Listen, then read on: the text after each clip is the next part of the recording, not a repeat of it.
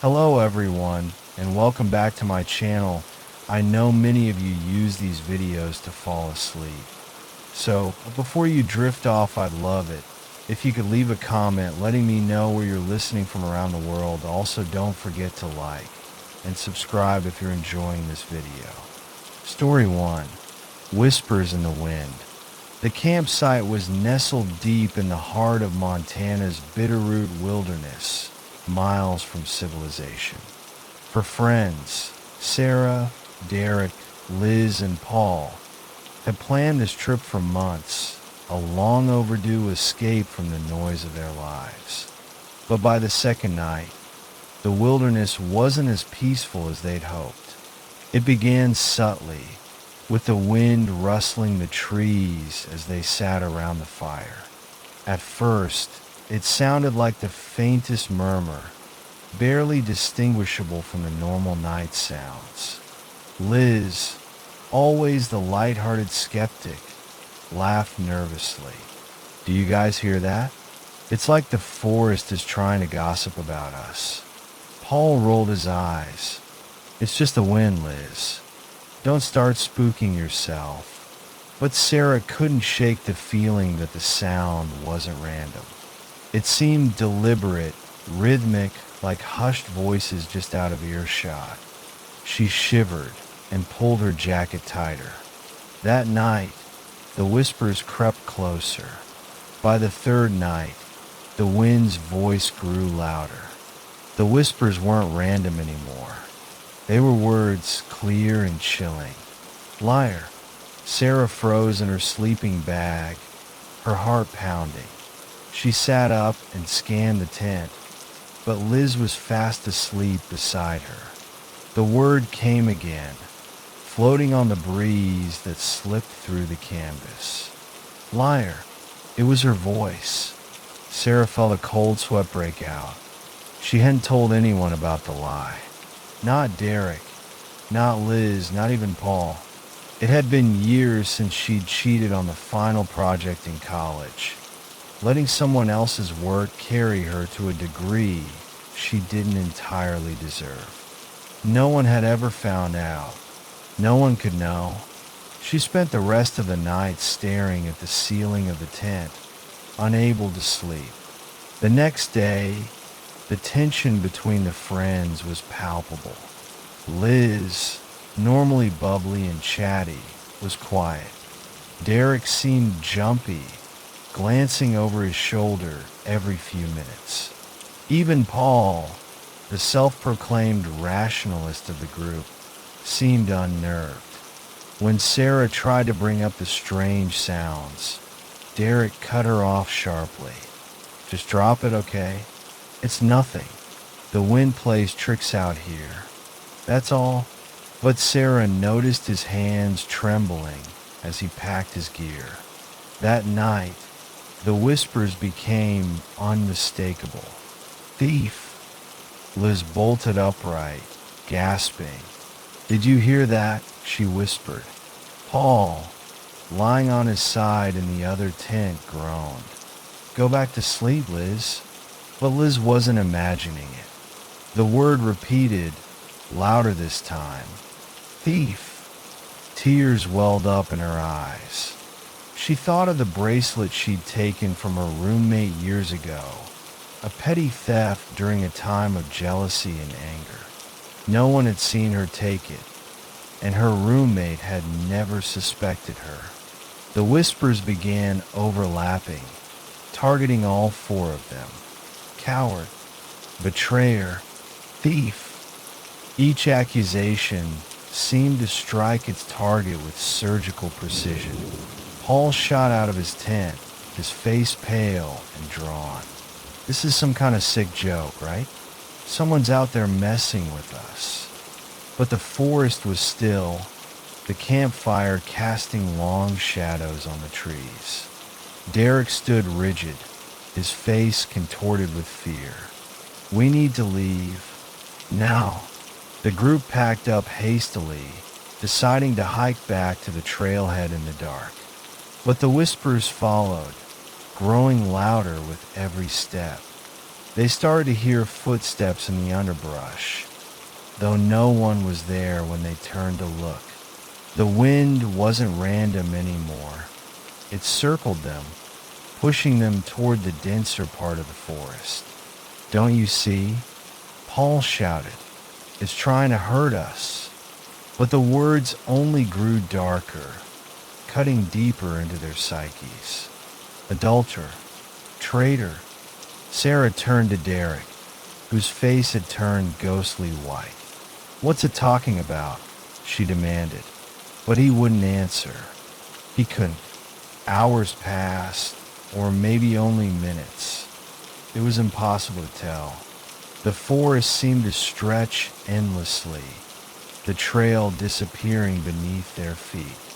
The whispers became screams, their own voices accusing them from the shadows.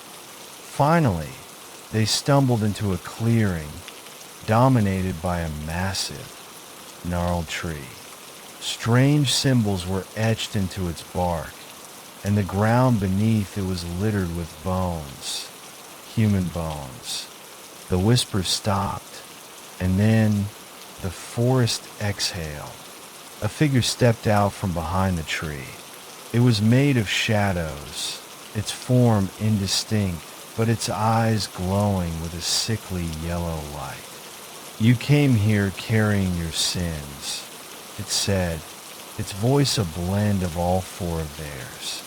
"Now they belong to me." The friends tried to run, but the roots of the tree shot out of the ground, tangling around their legs.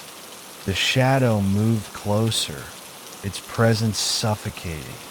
Sarah screamed as the shadow reached into her chest, pulling something out, something she couldn't see but felt leaving her, like a piece of her very soul.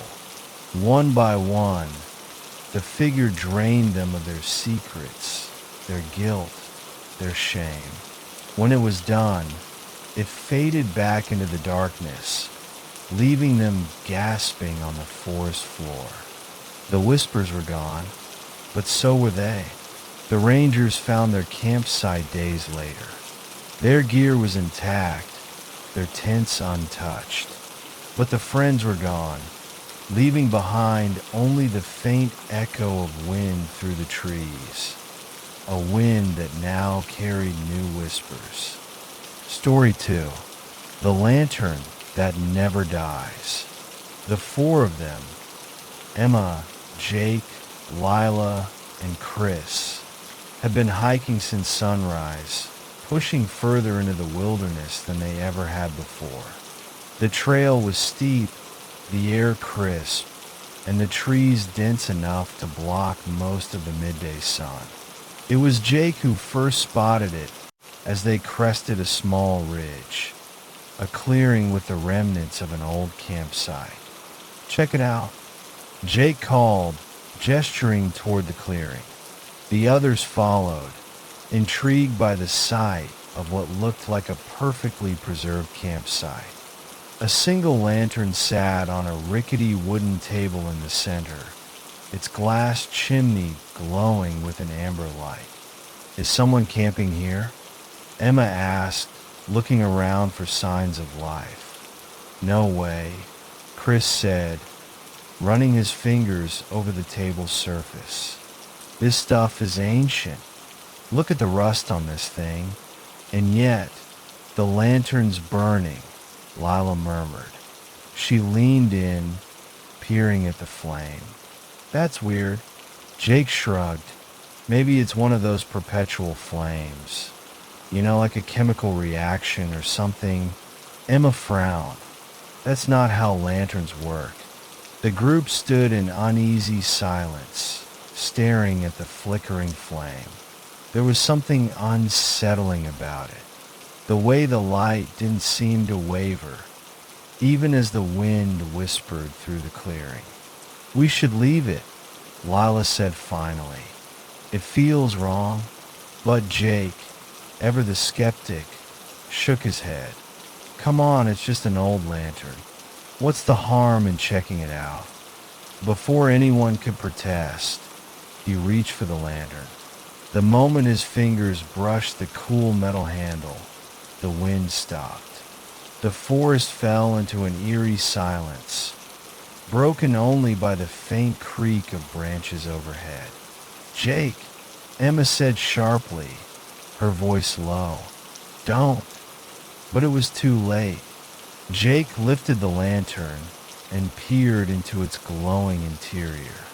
Inside was a small, charred piece of paper folded neatly. He pulled it out, unfolding it to reveal a faded sketch of a man, woman, and two small children. "That's creepy," Lila whispered, stepping back. Chris pointed at the corner of the paper. "Look at the initials. DR. Probably the guy who left this here," Jake said. "Maybe it's some kind of memorial." Emma crossed her arms. "Or maybe it's a warning." Jake rolled his eyes. "You're all overthinking this." With that, he placed the lantern back on the table, but not before blowing out the flame. The moment the flame died, the forest erupted into sound. A deafening cacophony of rustling leaves, snapping branches, and distant, unearthly wails surrounded them. The air turned cold, and the once still trees seemed to twist and writhe. "Jake, what did you do?" Emma shouted, grabbing his arm. "I just blew it out," he yelled back, his bravado crumbling. From the edge of the clearing, a figure emerged. Tall, gaunt, and shrouded in a tattered cloak. The man's face was obscured by shadows, but his eyes, burning with the same amber light as the lantern, were fixed on them. Who are you?" Lila stammered, her voice trembling. The figure took a step closer, dragging a gnarled walking stick behind him. When he spoke, his voice was a low, guttural growl. "Where is my family?" Emma felt her blood run cold. "We don't know," she cried. The figure's eyes narrowed, and the lantern on the table reignited, its flame blazing brighter than before.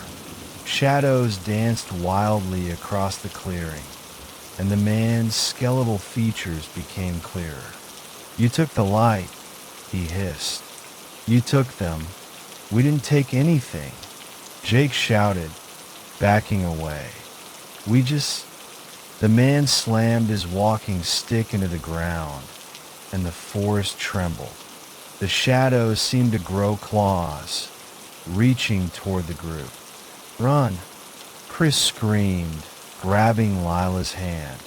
The four of them bolted into the forest, the lantern's fiery glow chasing them.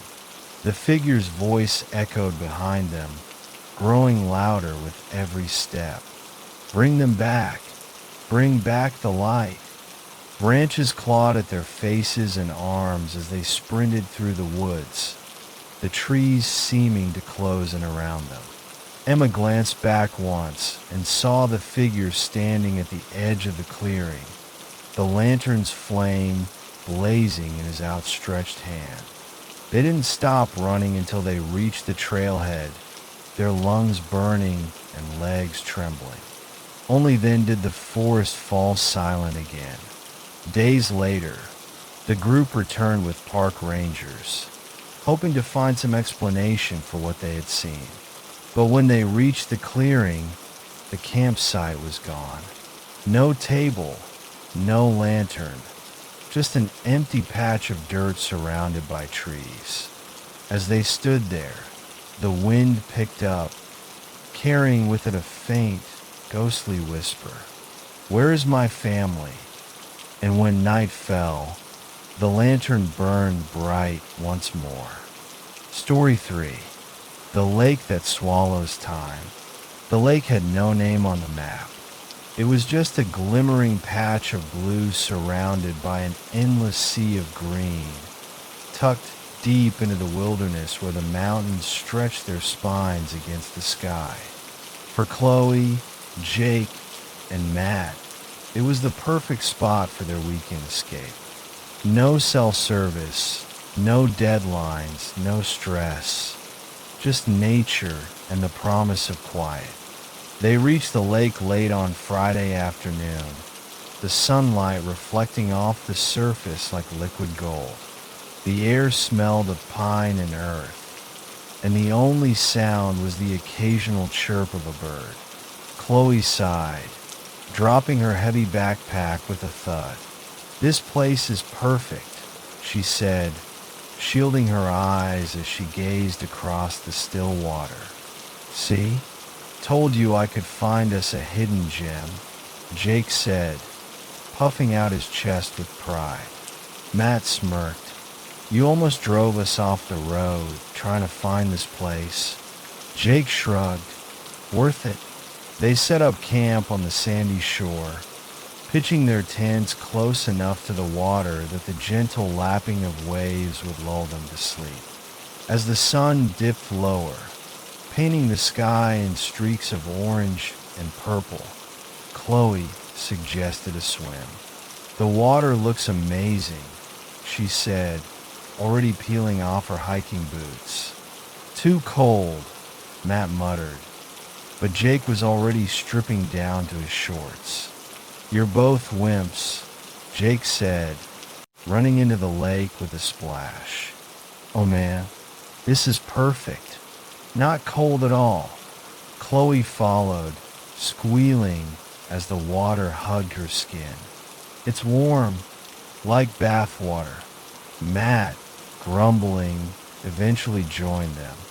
"It's not natural for a lake to be this warm," he said, wading in cautiously. "Maybe it's a hot spring," Jake said, floating on his back. "Just enjoy it." They swam until the last light of day faded, their laughter echoing across the water.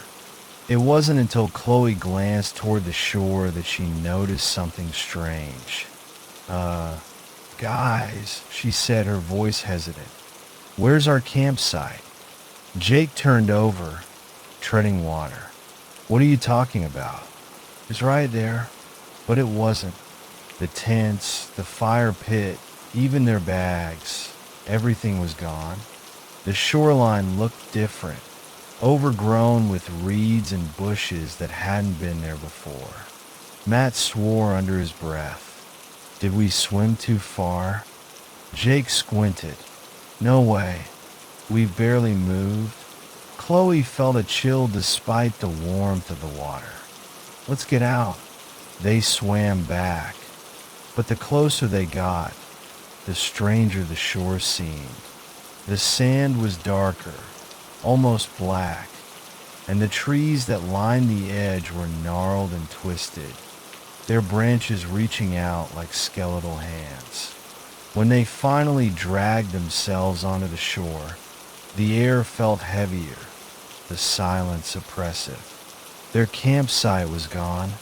In its place was a cluster of ancient, decaying tents, their fabric rotting and torn. Rusted cans and broken lanterns littered the ground, as if abandoned decades ago. "What the hell?" Matt whispered, his voice trembling. Jake picked up a rusted can, his fingers shaking. This wasn't here. This can't be here." Chloe's gaze darted around, her heart pounding. "We need to leave. Now." But when they tried to retrace their steps, the forest seemed to close in around them. The path they had hiked earlier was gone, replaced by dense undergrowth. The lake shimmered in the moonlight, its surface unnaturally still. As they argued about what to do, Chloe felt a strange pull, a soft, almost imperceptible tug toward the water. She shook her head, trying to shake off the sensation, but it grew stronger, more insistent. "Do you feel that?" she asked, her voice barely a whisper. Jake and Matt stared at her, confused. "Feel what?" "The water." It's calling me." Before they could respond, a ripple broke the lake's surface. Something moved beneath the water, slow and deliberate. A shadow, impossibly large, circled just below the surface. "We're not alone," Matt said, his voice barely audible. They backed away from the shore, but the pull grew stronger. The water seemed to reach for them, tiny waves lapping at their feet as if trying to drag them back in. Chloe screamed as the shadow emerged, a long, sinewy shape with eyes that glowed like molten gold. It wasn't human, but it wasn't fully animal either. It stared at them, unblinking, as if weighing their worth. Then it spoke, not with words, but with a voice that echoed inside their heads. "You are mine now." Jake bolted, running blindly into the woods. Chloe and Matt followed, their breaths ragged and desperate. But no matter how far they ran, they always ended up back at the lake. The water seemed to mock them, its surface shimmering with an unnatural light. By dawn, they were exhausted. Jake collapsed near the shore, his face pale.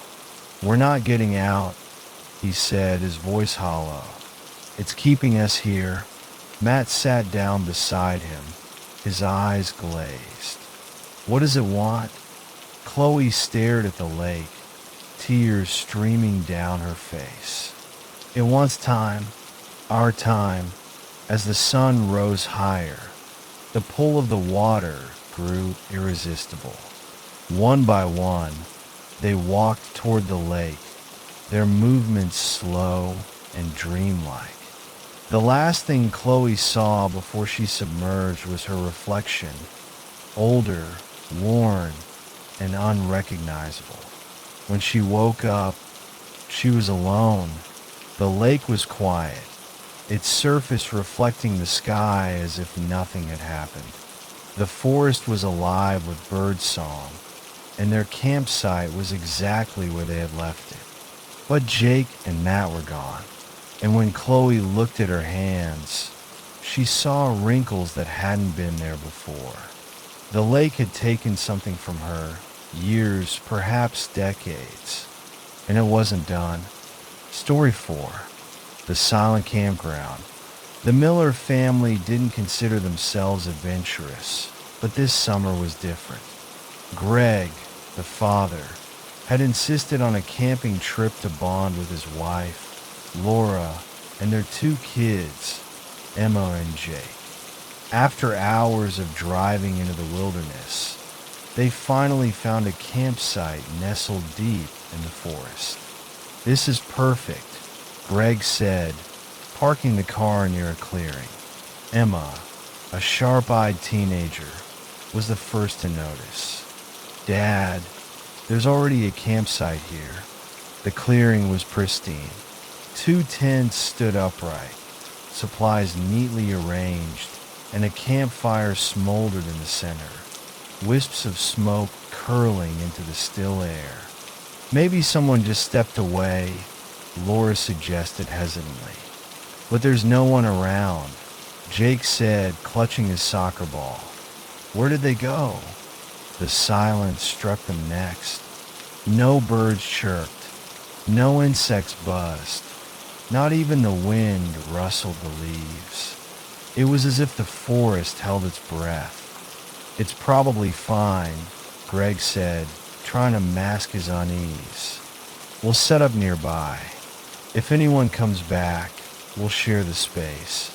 But as they unloaded their car, Emma kept glancing at the untouched tents. Something about them felt wrong. By dusk, the family had their own tent set up a short distance from the existing site. They cooked dinner over a fire and tried to enjoy the stillness. "This is nice," Greg said, though his smile was forced. "It's peaceful, too peaceful," Emma muttered. Jake threw a stick into the woods, hoping to hear it land. He didn't.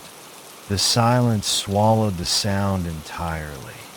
"All right, time for bed," Laura said, eager to shake off the unease. Inside their tent, the family tried to sleep, but the silence pressed down on them like a weight. Then came the first sound, a faint rustling outside. "Did you hear that?" Emma whispered. "It's probably just an animal," Greg replied, though his voice wavered. Jake, wide-eyed, pointed toward the tent's mesh window. "I saw something move. Over there, by the other tents." Greg unzipped the tent cautiously and peered outside. The other campsite was still illuminated by the dying embers of its fire. But now, faint shadows flickered in the trees, just beyond the light's reach. "Hello," Greg called. The shadows stopped moving. Laura pulled him back. "Close it, Greg." They didn't sleep much. All night, the shadows moved closer, circling their tent. Sometimes they were tall and spindly, other times hunched and malformed, but always silent.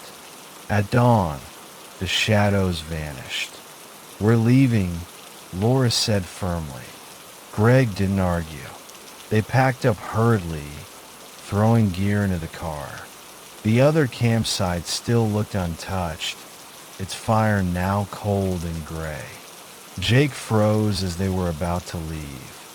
"Wait, where's the road?" Greg's stomach sank. The dirt road they'd arrived on was gone, replaced by an unbroken wall of trees.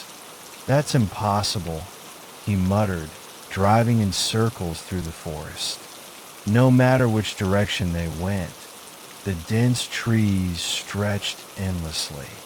By afternoon, the family was lost, panic setting in.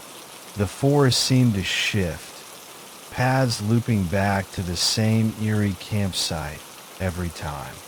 "We're trapped," Emma said, her voice trembling. As the sun dipped low, the silence broke again, not with rustling, but with whispers. Soft, indistinct voices drifted from the trees, growing louder as the shadows reappeared. "Don't look at them," Laura said, clutching Jake tightly. The whispers turned to faint laughter, chilling and childlike. One by one, the shadowy figures emerged, their forms impossibly dark, as if they absorbed the light around them. The Millers huddled by their car, holding hands as the figures circled them. The family tried screaming for help, but their voices were muffled, swallowed by the forest. The campsite's fire roared to life, casting the shadows in sharp relief. One figure stepped forward, its face featureless except for two hollow, glowing eyes. It raised an arm, pointing at the family. "What do you want?" Greg shouted. The figure didn't speak, but opened its hand, revealing an object, a cracked compass. Emma gasped. "That's ours." From the car. "How?" Laura began, but the figure dropped the compass and stepped back into the circle of shadows. The whispers grew deafening, a cacophony of words they couldn't understand. By dawn, the Millers were gone. The clearing returned to its eerie stillness, the fire reduced to smoldering ash. Two new tents stood beside the original site, perfectly arranged.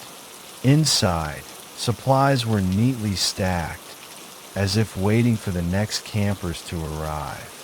And in the center of the campsite, the cracked compass gleamed in the sunlight, untouched. Story 5. The laughter from the clearing.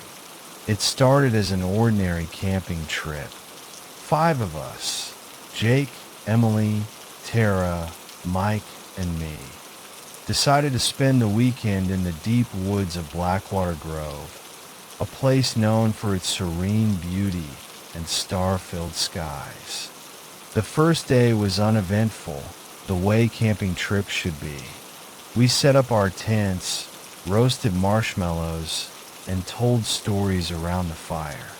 As the fire burned low, the woods seemed to grow alive. Crickets chirped, leaves rustled, and the occasional hoot of an owl reminded us how far we were from civilization. It wasn't until the laughter started that the forest grew silent. It was faint at first, barely audible over the crackling of our dying campfire. High-pitched giggles, the kind you'd hear from a group of children playing tag or hide and seek. But there were no children here. Did you hear that? Emily asked, her voice tight. Probably the wind, Mike said, though he didn't sound convinced. The laughter grew louder. Jake stood, grabbing his flashlight. Let's check it out. It's probably just some kids from another campsite. We're miles away from the nearest campsite, Tara muttered, but Jake was already walking toward the sound. One by one, we followed him. The laughter led us deeper into the woods, weaving through the trees like a haunting melody. It seemed to echo from all directions, but Jake kept moving forward, determined. Finally, we broke through a thick line of trees and into a clearing. The air here felt colder, heavier. The moon cast a pale glow over the small space, illuminating what lay before us, a scattering of old, broken toys. Rusty tricycles, a headless doll, a teddy bear with one I'm missing. All of them looked like they'd been left here decades ago, forgotten by time. What the hell is this? Tara whispered. The laughter stopped. A dead silence fell over the clearing. The kind of silence that makes your skin crawl, that presses down on you like a weight. Let's go back, Emily said, her voice trembling. But none of us moved. Then the toys began to move. It started with a tricycle. Its front wheel turned slowly, creaking as if some invisible force was steering it. The teddy bear sat upright, its single eye glowing faintly in the dark. The doll's severed head rolled across the ground, stopping at Emily's feet. We froze, too stunned to scream. And then we saw them, the children. They stepped out from the shadows, their faces pale and hollow, their eyes black as the void. They weren't children anymore, not in the way we understood. Their laughter had turned into something sharp, something malicious. Run, Jake whispered, but it was too late. The children began to close in, their movements jerky and unnatural, like marionettes controlled by an unseen hand. The toys followed, dragging themselves across the ground with eerie determination. Mike screamed first, and that broke the spell. We ran, bolting back through the trees, the laughter chasing us like a predator. The forest seemed to twist and change around us, paths leading nowhere, trees closing in like walls. I don't know how long we ran, but when we finally stumbled back into our campsite, we thought we were safe. We were wrong. The toys were there, scattered around the fire pit. The headless doll sat on Emily's sleeping bag, its hands clutching a rusty pair of scissors. The tricycle stood upright, its wheel spinning lazily. We need to leave, Tara said, her voice shaking. Jake nodded. Grab your stuff. We'll hike back to the car. But as we packed, the laughter returned. louder this time, closer. The children emerged from the trees, their black eyes shining with cruel delight. One of them spoke, their voice a raspy whisper that cut through the night. "Stay and play with us." None of us hesitated. We abandoned our gear and ran. The forest didn't let us go easily. Branches reached out like claws. Roots tripped us. The ground itself seemed to shift beneath our feet. But somehow, we made it to the car. When we sped away, the laughter faded, but the feeling of being watched never left us. I don't know what we encountered in Blackwater Grove, but I do know this. Those children, those toys, that laughter, they weren't meant to be found. And now, every time I close my eyes, I hear it again. That laughter, it's waiting. Story 6. The campfire that burns blue. The campfire crackled and hissed under the star-speckled sky, its golden flames licking at the cold mountain air. For friends sat in a loose circle, bundled in jackets and sipping on cheap beer. The night had swallowed the forest around them, leaving only the glow of the fire and their laughter to fend off the encroaching dark. Ryan, the de facto leader of the group, leaned back against a log and stretched. "All right, who's got the next scary stories?" "I'm out," said Claire, pulling her hoodie tighter. "And don't even try to make me the villain again, Ryan." He grinned. "I can't help it if you make such a good psycho." "Let's not," Julia interrupted, her voice softer. She had always been the peacemaker. "How about something true this time? Real creepy, you know." Before anyone could answer, the sound of boots crunching against fallen leaves startled them. They all turned, peering into the darkness, where a figure emerged slowly from the trees. He was tall and thin, draped in a long coat that seemed to absorb the firelight. A wide-brimmed hat obscured his face, casting deep shadows that made his features unreadable. He raised a hand in greeting. "Mind if I join you?" His voice was gravelly, like wind over dry leaves. The friends exchanged uncertain glances, but it was a public campsite, and Ryan, ever the host, waved him in. Sure, plenty of room. The stranger approached without hesitation, his boots barely making a sound on the forest floor. He sat on the edge of their circle, just outside the direct glow of the fire. "Cool night," he said, his voice cutting through the silence. "Perfect for stories." "That's what we were just doing," Ryan said, his tone light but edged with curiosity. "You got one?" The stranger chuckled, a low, rumbling sound. "I might, but fair warning, my stories aren't just for fun. They're mirrors. They show you what you don't want to see." Claire rolled her eyes. "Great? A philosopher?" The stranger ignored her, leaning forward slightly. The brim of his hat shifted, but his face remained hidden. "This fire," he said, gesturing to the flames, "is like any other. But by the end of the night, it'll burn blue. And when it does, you'll see what I mean." Julia shivered despite the warmth of the fire. "What do you mean?" The stranger tilted his head, as if studying her. "You'll see." Ryan smirked, trying to shake off the growing tension.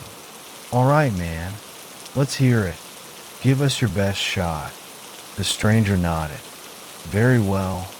But remember, you invited me." He began to speak, weaving a tale so vivid it seemed to seep into the air around them. He spoke of a man lost in a forest that grew darker with each step, of whispers that weren't the wind, of a shadow that wasn't quite human. As the story unfolded, the friends fell silent. It wasn't just the tale that unnerved them, it was the details. The man's fears mirrored their own. The whispers repeated secrets they had never told anyone. By the time the stranger finished, the fire had dimmed, its flames tinged with the faintest blue. How? How did you know all that? Julia whispered, her voice trembling. The stranger didn't answer. Instead, he stood, brushing off his coat. That's enough for tonight. You'll understand in the morning. And just like that, he was gone. No footsteps in the leaves. No parting words. The four friends stared at the space he had left, unsure if they had imagined him. The next morning, the sun rose sluggishly over the treetops, casting a pale light on the campsite.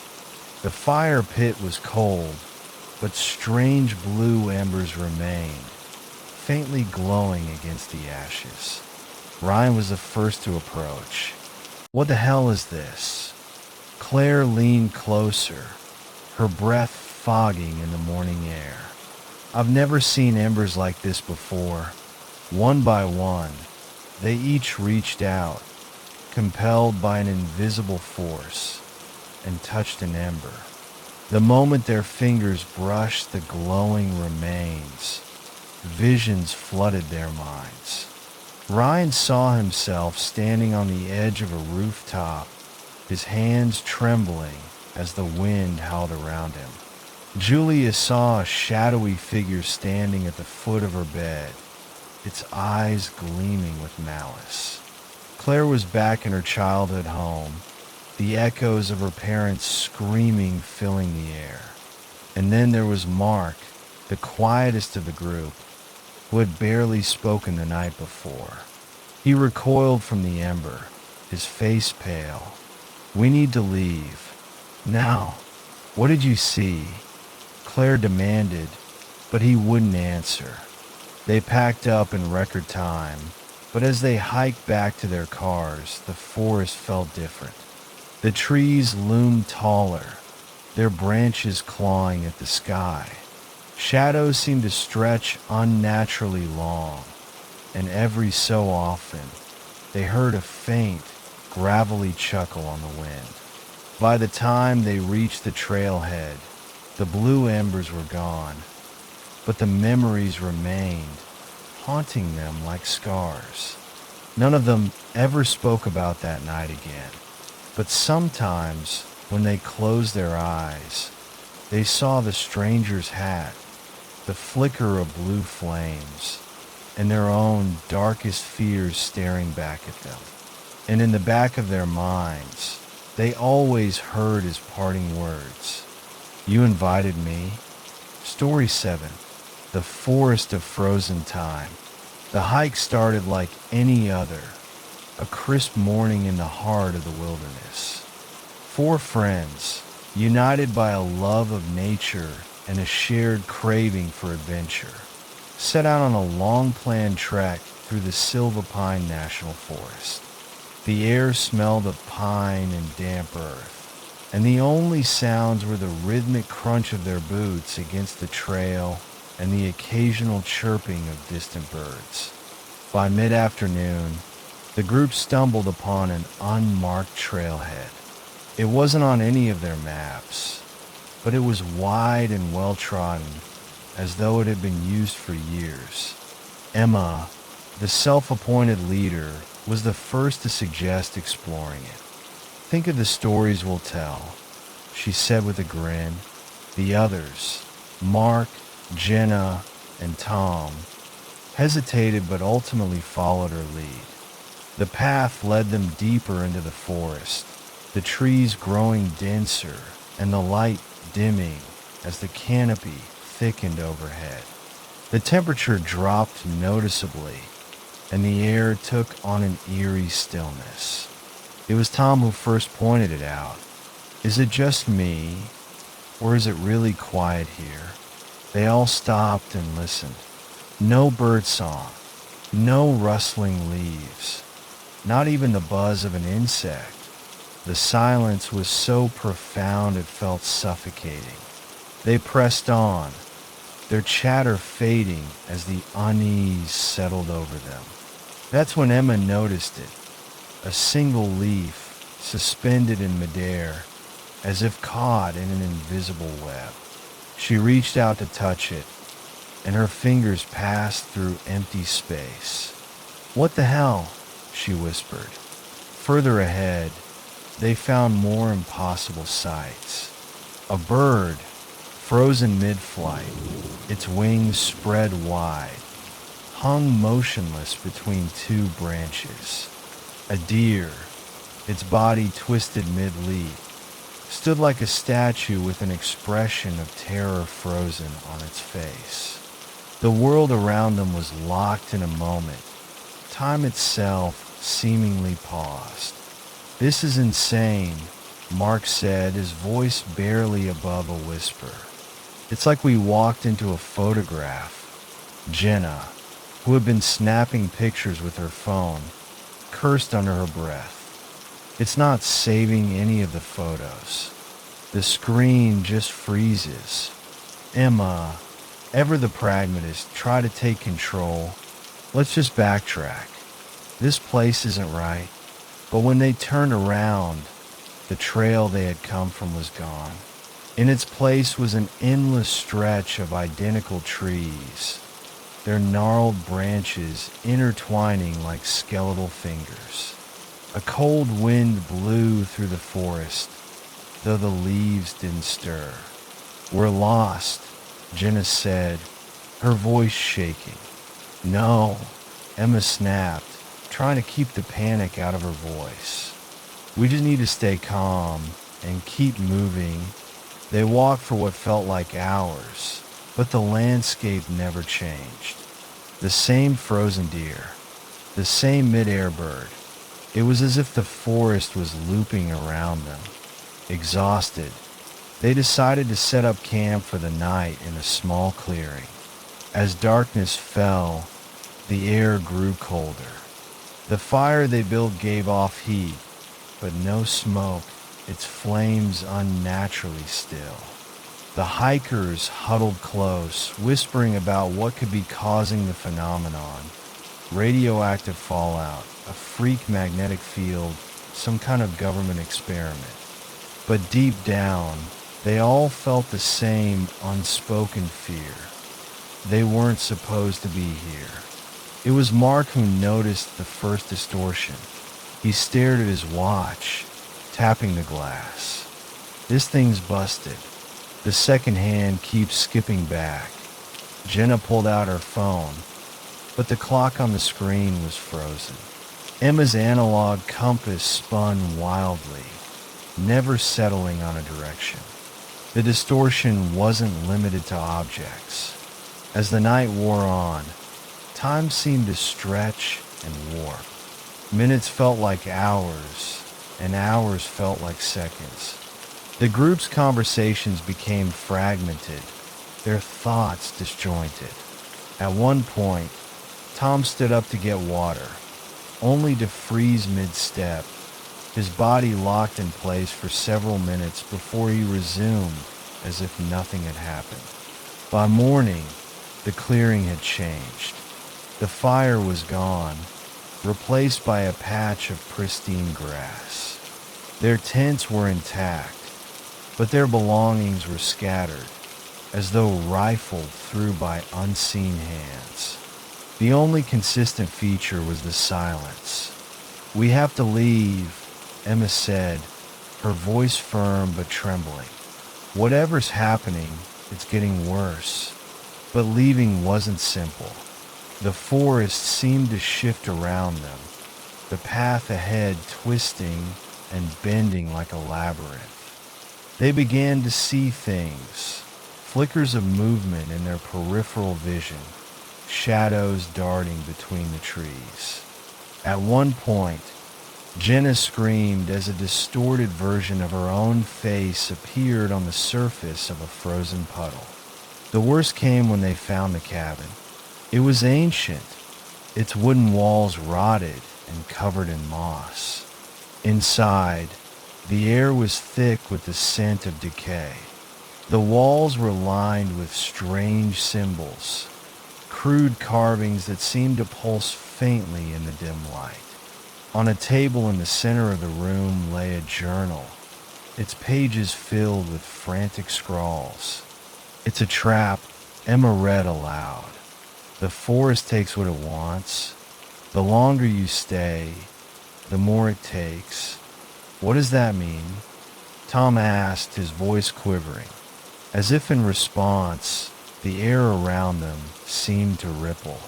The symbols on the walls glowed brighter, and the forest screamed, a deafening, otherworldly sound that filled their minds with images of twisted trees and shadowy figures.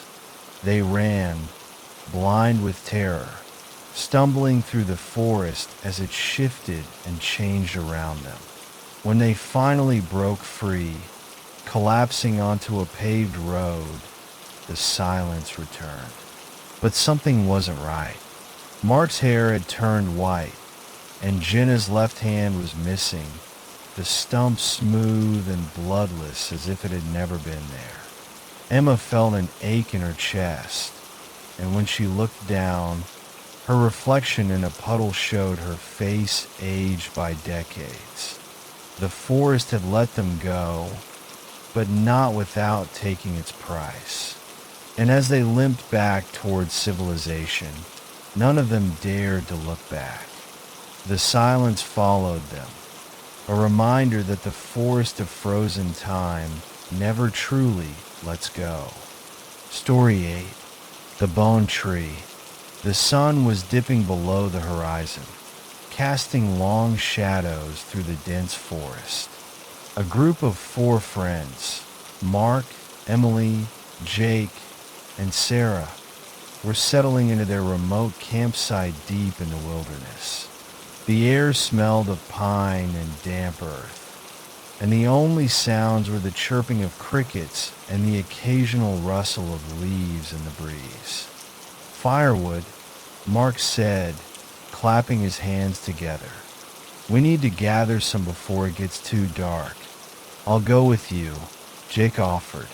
The 2 men grabbed their flashlights and headed into the woods while Emily and Sarah stayed behind to set up the fire pit. The forest grew darker quickly, the towering trees blotting out the remnants of sunlight. As they walked, Mark's flashlight beam landed on an unusual tree. Its branches were twisted and pale, eerily resembling skeletal arms reaching out in all directions. The bark was a sickly gray, mottled with dark, vein-like patterns. "Whoa," Jake said, stopping in his tracks. "That thing looks wrong." Mark laughed uneasily. "It's just a tree, man. A creepy tree, sure, but still just a tree." Jake stepped closer, his flashlight sweeping up the gnarled trunk. He froze. "Hey, Mark, come here." Mark joined him, and they both stared at a small, pale object jutting out of the bark about shoulder height. It looked like a bone. "Is that?" Mark began, but his voice trailed off. Jake reached out, hesitating before brushing away the dirt and bark around the object. As more of it was revealed, their worst fear was confirmed. It was a bone, unmistakably human, embedded in the trunk. "Let's get out of here," Jake said, his voice trembling. Mark didn't argue. They quickly gathered what firewood they could find nearby and hurried back to camp, their nerves on edge. That night, as the fire crackled and the group sat around sharing stories, Mark and Jake didn't mention the tree. They didn't want to ruin the evening with their strange discovery. But as the hours passed and the fire burned lower, Mark couldn't shake the feeling that something was off. The woods felt too quiet, the usual symphony of nocturnal creatures eerily absent. "I think I'm going to turn in," Sarah said, yawning. The others agreed, and soon the group retreated to their tents, leaving the dying embers of the fire glowing softly in the dark. Mark woke with a start. His tent was filled with the sound of scratching. He sat up, his heart pounding, and strained to listen. It was faint but unmistakable, a slow, deliberate scraping sound like fingernails on fabric. He unzipped his tent and peered out, his flashlight in hand. The beams swept across the campsite, revealing nothing out of the ordinary. But then he saw it, just beyond the edge of the clearing, the tree, the bone tree. It was closer now, much closer than it had been earlier. "Jake," Mark hissed, crawling out of his tent. "Jake, wake up!" Jake groaned and poked his head out of his tent. "What's going on?" Mark pointed toward the tree. It moved. Jake squinted, then froze. "That's impossible," he whispered. The others were roused from their tents, and soon all four were standing in the clearing, staring at the grotesque tree. "I don't like this," Emily said, hugging herself. "We need to leave," Sarah added. But when they turned to pack their gear, the scratching sound began again, louder this time, coming from the direction of the tree. They turned back to see its roots shifting, crawling across the ground like gnarled, skeletal fingers. "Run!" Jake shouted. They grabbed their backpacks and fled, stumbling through the dark forest with only their flashlights to guide them. The sound of creaking wood and shifting earth followed them, growing louder and more frantic. Mark risked a glance back and saw the bone tree pursuing them, its branches writhing as if reaching for them. They burst into a clearing and paused to catch their breath. The tree was nowhere in sight, but the silence was oppressive, pressing in on them like a physical weight. "We can't stop," Sarah panted. "We have to keep moving." But before they could, the ground beneath their feet began to tremble. Roots erupted from the soil, wrapping around Emily's ankle and dragging her toward the tree line. "Help me!" she screamed, clawing at the ground. Jake and Mark lunged forward, grabbing her arms and pulling with all their strength. The roots tightened, but with a final heave, they managed to free her. "Go!" Jake yelled, and they ran again, deeper into the forest. By dawn, they stumbled upon a ranger station, battered and exhausted.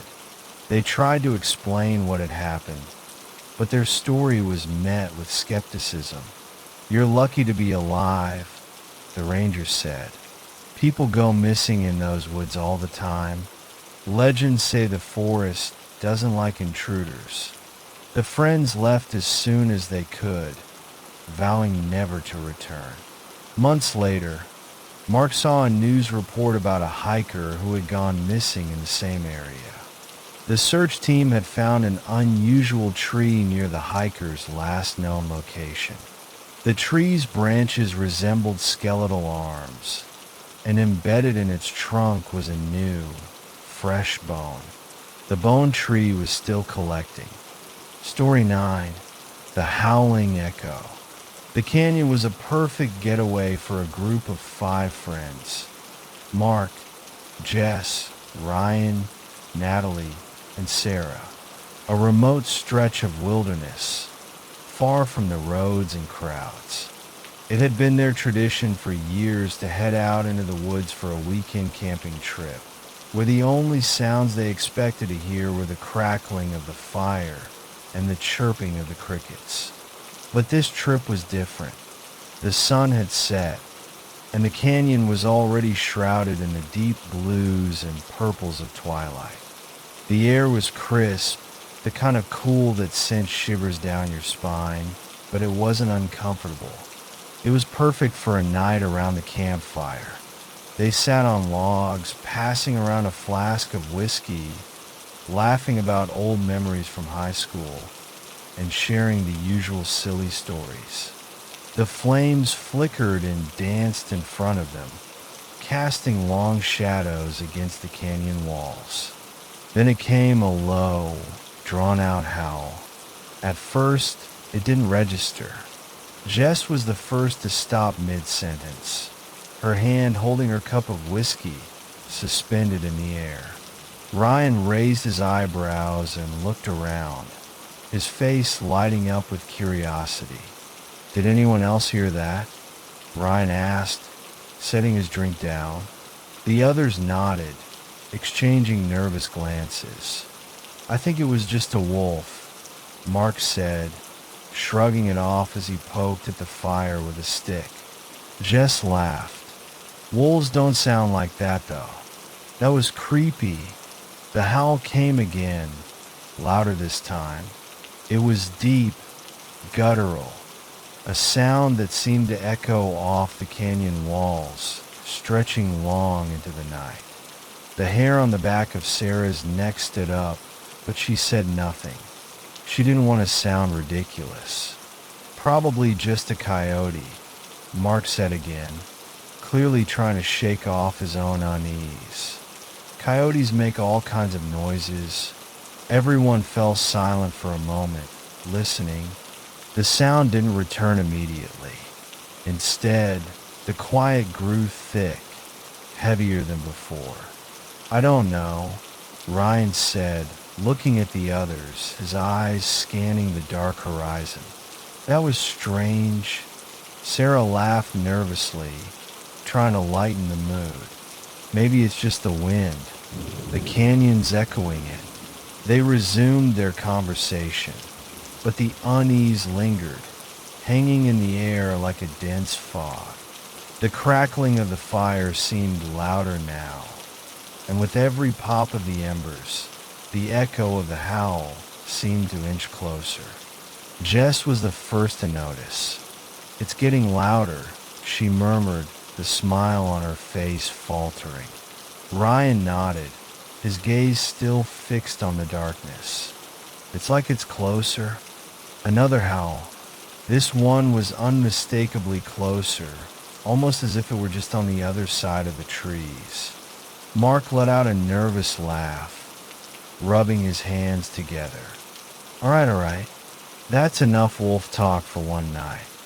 Let's just enjoy the night, okay?" But the howls continued, each one closer than the last, as though something was moving toward them through the canyon, mimicking the sound of an animal in distress. Then it stopped. There was a sudden, eerie silence that made the crackling of the fire feel too loud, too intrusive.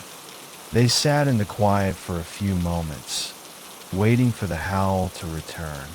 It didn't. Just as they were about to breathe a collective sigh of relief, the air around them seemed to shift. It wasn't a howl this time. It was a voice. It was their own words. Did anyone else hear that? Came Mark's voice, but it wasn't coming from him. It echoed from the distance, as if someone had recorded it and played it back at them, distorted and strange. They froze, all five of them, staring at each other in disbelief. Ryan stood up quickly, his heart pounding in his chest. Did you hear that?" His voice was tight with fear. Jess's eyes were wide. It repeated what you said, Mark. It said what you said just now. And that's when they realized. The howling, it wasn't a wolf. It was an echo. An echo that wasn't just mimicking the sound of animals. It was repeating their own voices, their own words, the very words they had said earlier in the day, when they had joked about the canyon being haunted. The hair on Sarah's neck prickled. Oh my God, it's not just the animals. It's us. It's repeating us. Ryan's pulse quickened. Ooh, who is doing this? Who's out there? Before anyone could answer, they heard it again, louder this time. I think it was just a wolf. Mark's voice echoed from the distance, followed by Jess's nervous laughter. Maybe it's just the wind, but the sound wasn't coming from them. It was coming from the blackness surrounding them. The canyon that had once felt open and vast now felt trapped. The echoes circled them like vultures. They could hear themselves, hear each word they had spoken, repeating over and over, a distorted chorus of their own voices. They grabbed their flashlights and pointed them in all directions, but the beam only illuminated the trees and rocks around them.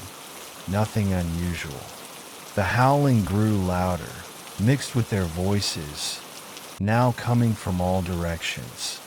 They couldn't pinpoint where it was coming from, but it was getting closer.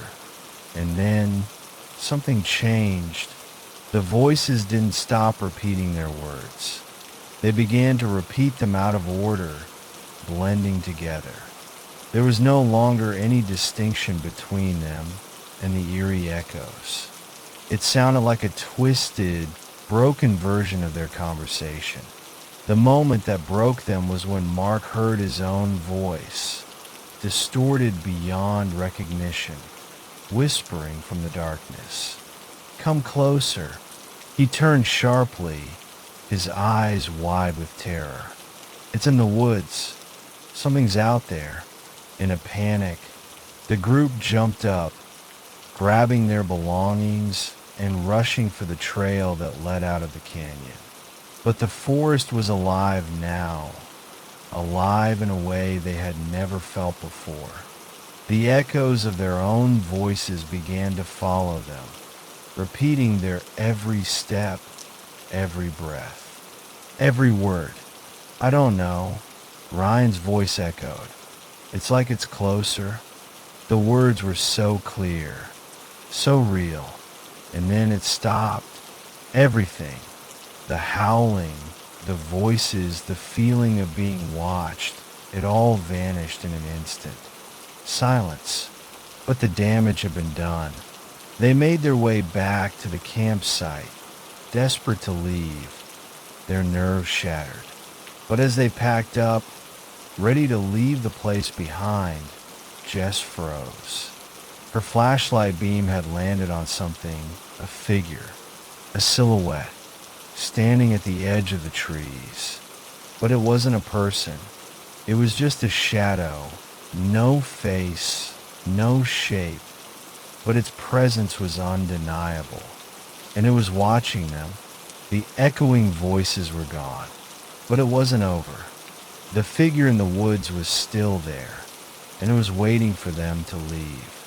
The friends left the canyon as fast as they could, but as they did, each of them couldn't shake the feeling that the echoes, those horrible, twisted versions of their own words, were still following them, waiting to speak again. The canyon had a way of trapping you in your own fears, and sometimes, when you leave a place like that, you never really leave at all. Story 10. The Eyes in the Fog. It was supposed to be a perfect weekend. Emily, Dan, Sarah, and Mike had been looking forward to their camping trip for months. The kind of trip where you escape the bustle of the city, leave behind your phone, and just enjoy the quiet of the forest. They arrived at the campsite early in the afternoon, set up their tents, and made a fire. There was laughter, the crackling of wood, and the peaceful sounds of the forest. Everything was as it should be. The sun began to dip below the horizon, painting the sky with streaks of orange and pink.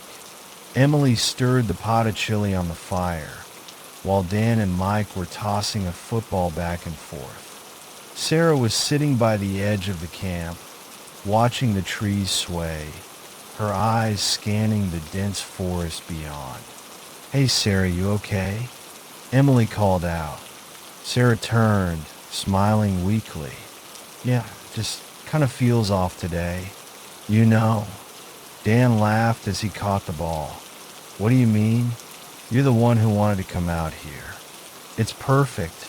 Sarah shrugged, but the unease in her chest didn't fade. There was something about the forest that felt too still, too silent, as if the trees themselves were holding their breath. As darkness settled over them, the fire crackled louder.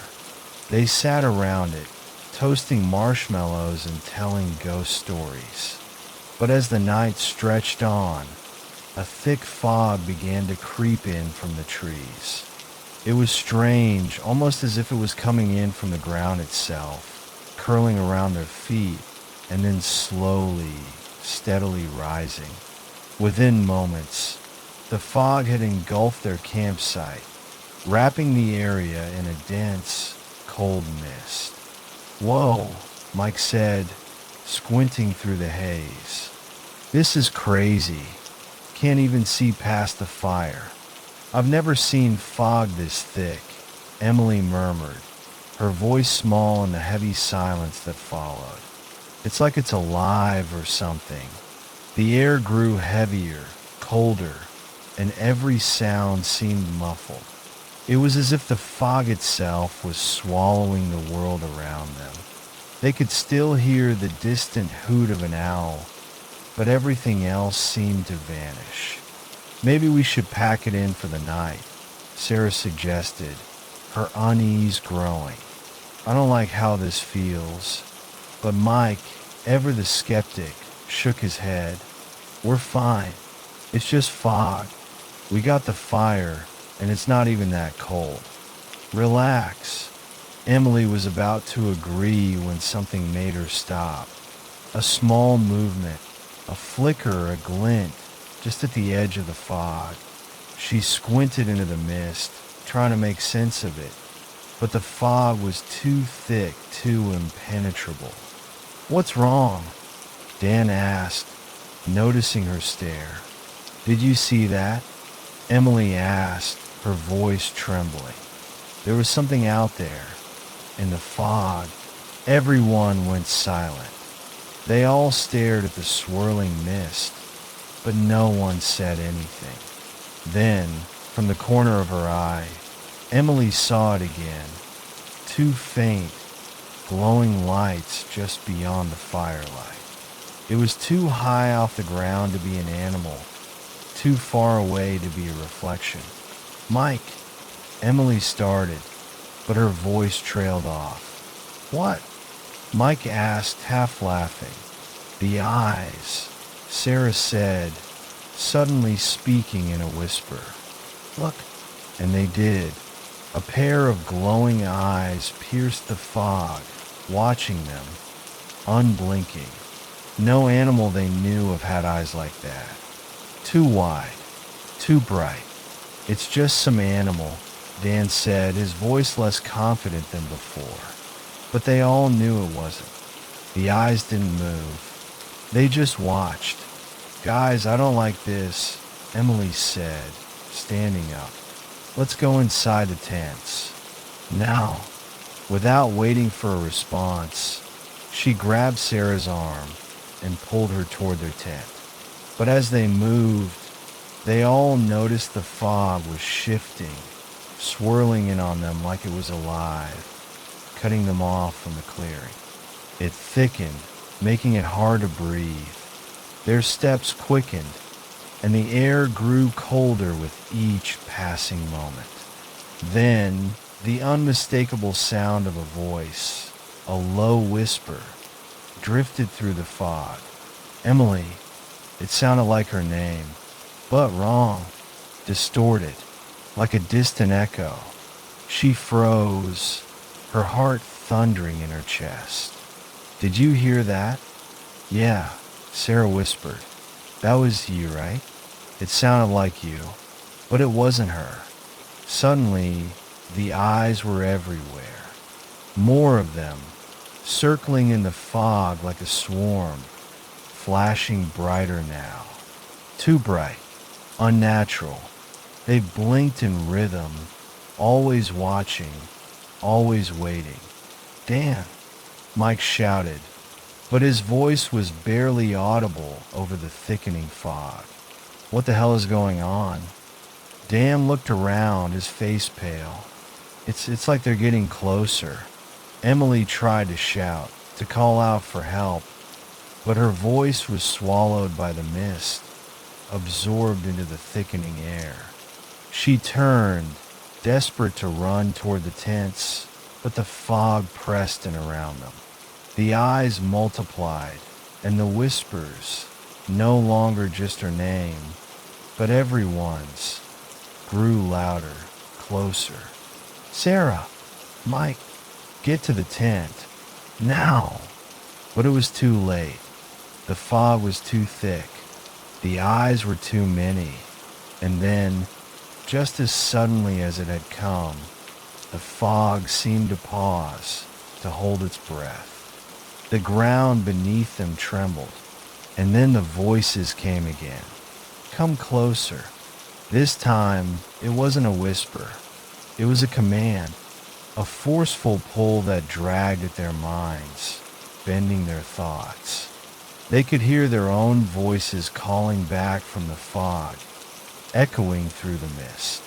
Their names, distorted and stretched, beckoning them forward. "Emily, Mike, Sarah." The voices so familiar but so wrong. Not their friends, not their family. Something in the fog was calling to them.